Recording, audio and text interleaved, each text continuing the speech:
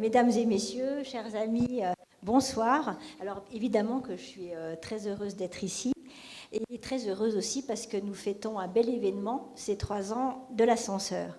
Aujourd'hui, j'aurais envie d'évoquer devant vous aussi cette notion essentielle qui est celle de fraternité, essentielle à notre cohésion sociale. Elle participe tout autant que l'égalité et la liberté au souffle et à l'âme de notre spécificité républicaine et des valeurs qui en découlent.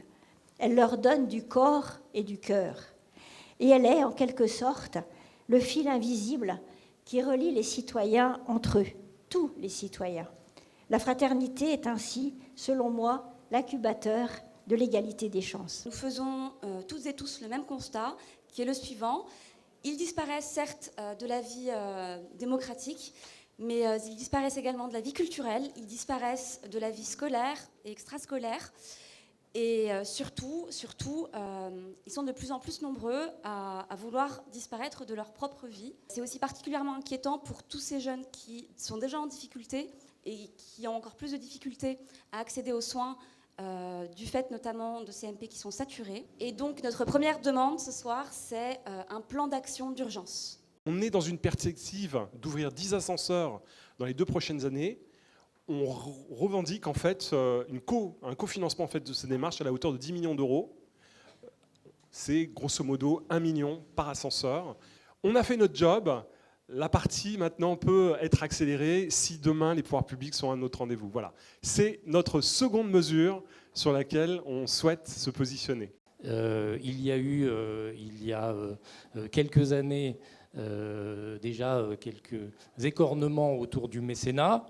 J'espère qu'il n'y en aura plus d'autres, mais il y a surtout un sujet qui inquiète un certain nombre d'associations ici, qui est celui de la taxe d'apprentissage, dont on ne sait pas ce qu'elle va devenir à partir de 2023, qui représente un financement important qui nous est donné par les entreprises et qui n'est pas de l'argent volé, puisque cet argent sert à l'apprentissage. Nous faisons la médiation qui est nécessaire pour aller chercher les publics les plus défavorisés pour les amener aux solutions d'apprentissage. Donc voilà, notre sollicitation, c'est dans les réflexions en cours, attention à ce levier important pour que nous ne soyons pas uniquement dépendants de financements publics, même s'ils sont évidemment très importants, et que les entreprises aient des outils concrets pour nous aider dans notre développement. Ce serait vraiment super chouette pour nos jeunes et puis, comme le disait Rachid, pour redonner confiance dans l'institution, d'avoir également des mentors dans la fonction publique. Ce peut être des CPE, des profs.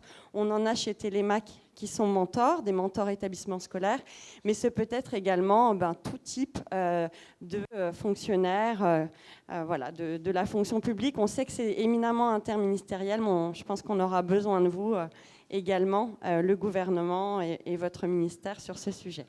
Si on veut aller plus loin, aidez-nous à compléter cette tontine avec 500 000 euros complémentaires pour pouvoir, dès 2022, en fait, commencer à financer près de 35 entrepreneurs, dont 50% des femmes qui sont issues de nos territoires. Aujourd'hui, on est beaucoup trop de jeunes à ne pas savoir comment s'engager, à ne pas savoir quoi faire de notre vie. Et c'est en fait en pratiquant et en nous faisant confiance qu'on y arrive.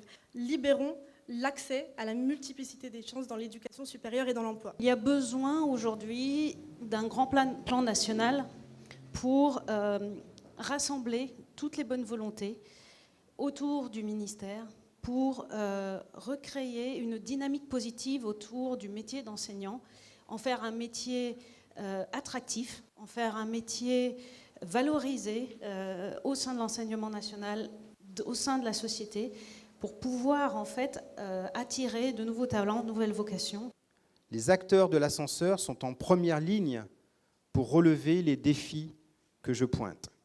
Je veux saluer très chaleureusement vos succès. Je veux vous dire mon impatience de concevoir avec vous les prochaines étapes. La situation de la jeunesse de ce pays l'exige et nous devons ensemble, les pouvoirs publics, j'ai bien entendu l'appel à mon ministère, mais c'est l'ensemble des pouvoirs publics qui est concerné, mais nous jouerons notre part dans cet effort et dans cette mobilisation collective.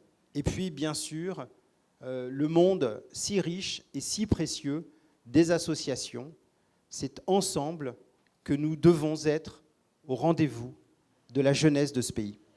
Merci beaucoup.